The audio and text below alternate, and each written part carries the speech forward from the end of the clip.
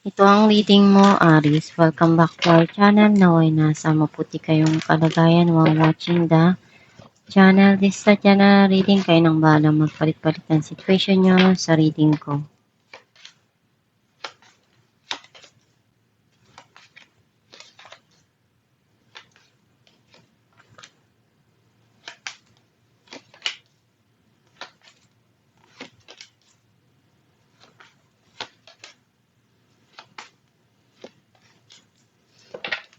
At the bottom of the deck, Wheel of Fortune. I feel like ang nasisense ko na energy mo, nakita ko na may mga bagay ngayon na nagkaroon na ng end sa buhay mo. At ngayon, ready ka na to face again na gusto mo yung matahimik na buhay, yung masaya ka sa mga taong nandyan para sa'yo, yung mundo mo na umiikot dun sa mga taong mahal mo. Ang mensahe ng card mo, nakita ko na andun yung natututo ka na mag-save ng pera mo. And alam mo na kung saan mo ibibigay yung attention mo at ilalaan. Pinag-iisipan mo rin kung ano yung mga gagawin mo bago ka magdesisyon. Sa mobile may tao na gustong kumonek sa'yo, pero inaalam niya kung ano yung dapat niyang gawin at hakbang na kailangan dun. You feel stuck dun sa isang situation sa buhay mo and may kailangan kang pagdesisyonan at gawin ng tama at merong mga bagay dito na naiisip mo na nagbibigay ng linaw dun sa situation.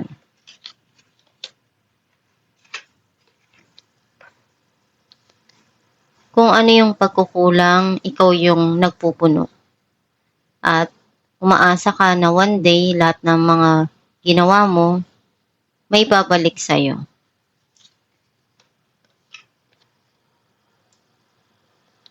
May tao na gustong mag-lend ng hand sa'yo or gustong tumulong or may mga bagay ka ngayon na pinaglalaanan ng oras mo at panahon mo.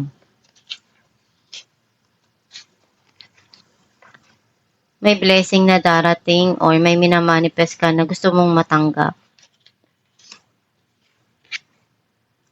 May mga sitwasyon na napapagod ka na at gusto mong sukuan, pero kailangan mo pa ring lumaban.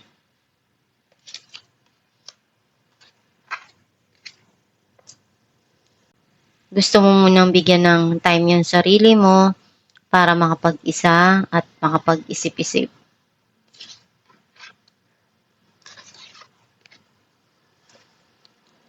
Kinokontrol mo yung nararamdaman mo at iniisip mo. Sa mobile may tao na kumukontrol sa buhay mo or meron kang dapat na gawing hakbang na dapat mong pag-isipan ng maigi. Clarify natin ang King of Pentacles, Eight of Cups and Ace of Pentacles. You want to move on do sa mga nangyari sa buhay mo sa nakaraan. Ngayon, mas gusto mong ilaan yung oras mo at panahon mo do sa mga bagay na darating sa'yo para mas mapalago mo yung sarili mo at yung financial mo.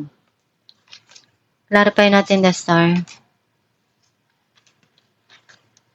King of Wands and Ace of Cups. Andun yung pinupunuan mo yung pagmamahal na hinahanap mo na gusto mong maibigay para sa sarili mo at sa mga taong mahal mo. Some of you, andun yung tao na to na very passionate and yung nararamdaman niya kakaiba towards you. Kasi yung pagmamahal na gusto niyang ibigay sa'yo, matagal niya nang hiniling yun na dumating ka sa buhay niya at maipakita yung kanyang nararamdaman. Clarify natin ang Ace of Pentacles, the Devil and Three of Swords. you feel connected pa rin sa mga nangyari sa buhay mo sa nakaraan na feeling mo sobrang sakit nung naramdaman mo doon at lungkot ka na sobra-sobra doon. At minamanifest mo na i-remove yung sarili mo doon sa mga naramdaman mong pain sa nakaraan. Clarify natin ang Four of Swords. The Star and the Moon. You need to think twice before you decide para hindi ka magkamali dun sa mga desisyon mo. Kasi pag gusto mo, binibigay mo lahat.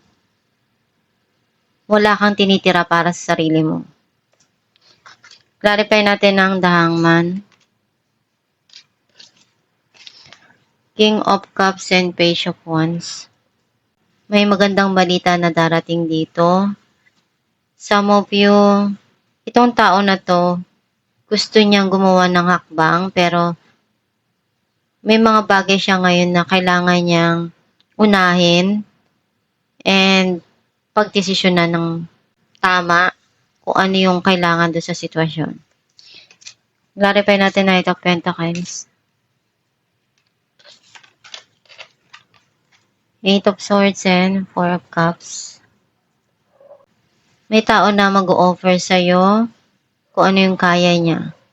Some of you may mga bagay na gumugulo sa isipan mo at nagsisisi ka doon sa mga nagawa or nangyari sa nakaraan. Ngayon, mas gusto mong gawin kung ano yung makakaya mo para maialis mo yung sarili mo doon sa isang sitwasyon na natatrap ka. Clarify natin ang Ten of Swords. Wheel of Fortune and Three of Pentacles. Nagkaroon na ng end of cycle yung mga nangyari na to sa nakaraan at meron ng new cycle dito na papasok na gusto mong ayusin kung ano yung kaya mo doon sa buhay mo at sa financial mo. Clarify natin the Emperor. Five of Cups and the Empress. Naalala mo pa rin yung mga nangyari at nangihinayang ka doon dahil marami ka na rin doon na ibigay or nagawa pero mas naisip mo yung sarili mo na kailangan mo ring ibigay kung ano yung magpapasaya para sa'yo at gawin kung ano yung kailangan doon sa mga dumarating sa buhay mo. Alamin natin kung ano mensahe para sa'yo.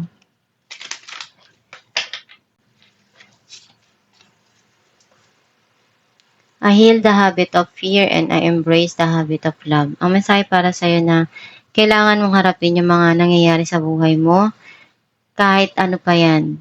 Problema man o hindi, ang mahalaga, nagagawa mo yung kaya mo doon. Huwag kang matakot. Lahat ng mga dumarating sa buhay mo, meron niyang solusyon. Nigay yan sa'yo ng Diyos dahil alam niyang kaya mo na malagpasan yung mga pagsubok na yan at masolusyonan ng tama.